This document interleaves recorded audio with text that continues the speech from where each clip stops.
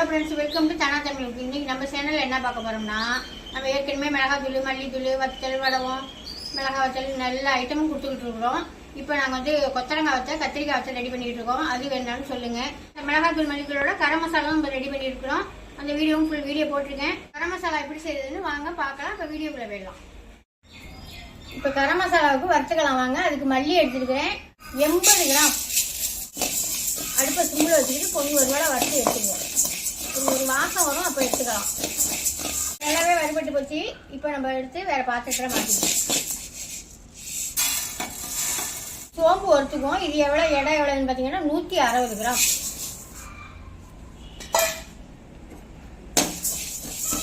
எல்லாமே பார்த்து பொறுமையாக வறுத்து எடுக்கணும். கொஞ்சம் கூட கழுவிடுச்சுன்னா அந்த பொடியோட வாடையே மாறி போயிடும். இந்த சோம்போடைய ஒரு 10 மிளகாய் எடுத்துருக்கேன்.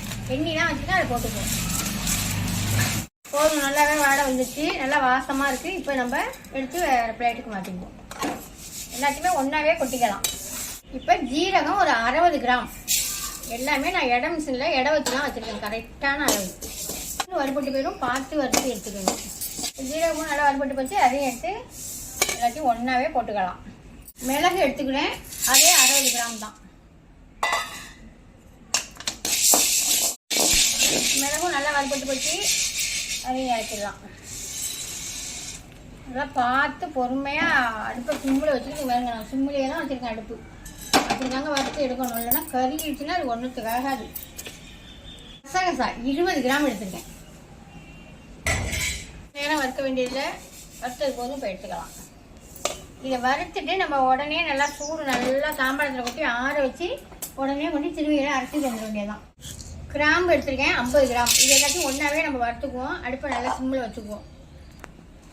பட்டை எடுத்துருக்கேன் 35 கிராம்.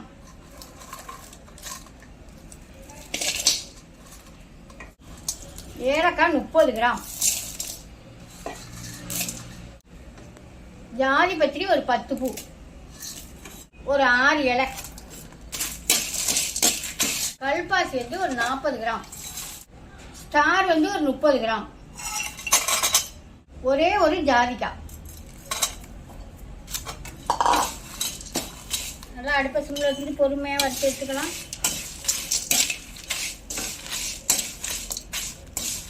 நல்லா வறுத்தாச்சு. நல்லா வறுக்க வேண்டியது. ஓரளவுக்கு நல்லா கையில் பிடிக்க முடியாத அளவுக்கு சூடு வந்ததுன்னா போதும்.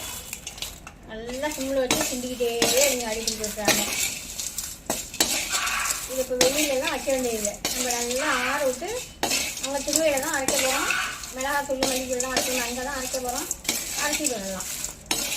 எல்லாத்தையும் நல்லா ஆற வச்சுட்டு போய் அரைச்சிட்டு வரலாம். அரைச்சிட்டு வந்து காணிக்கிறேன். வந்து கேவர் மாவு ரெடி பண்ணி தருவீங்களா அப்படின்னு கேட்டிருந்தீங்க. இப்போ தான் கேவர் வாங்கிட்டு வந்துருக்குறேன்.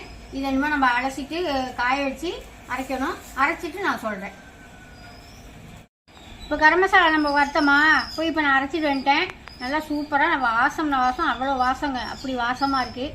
யாருக்கெல்லாம் வேணும்னா மேலே உள்ள நம்பருக்கு வாட்ஸ்அப் பண்ணுங்கள். இல்லை நீங்கள் இப்போ அரைச்சிக்கிறதுனால நான் கரெக்டாக சொல்லியிருக்கேன், அளவுக்கு கரெக்டாக சொல்லியிருக்கேன். அந்த அளவுக்கு போட்டு நீங்கள் இந்த மாதிரி வறுத்துட்டு அரைச்சிக்கோங்க. நீங்கள் வீட்டுக்கெல்லாம் கொஞ்சம் கொஞ்சமாக சேர்த்து அரைச்சிக்கோங்க. நான் சேர்த்த அளவு சேர்க்காம கம்மி பண்ணி அரைச்சிக்கோங்க. இந்த வீடியோ பிடிச்சிருக்குன்னு நினைக்கிறேன். இந்த வீடியோ பிடிச்சிருந்தா ஒரு லைக் பண்ணுங்கள். ஃப்ரெண்டுக்கெல்லாம் ஷேர் பண்ணுங்கள். மறந்துடாமல் ஒரு சர்ப்ரைஸ் பண்ணுங்கள். பாய்.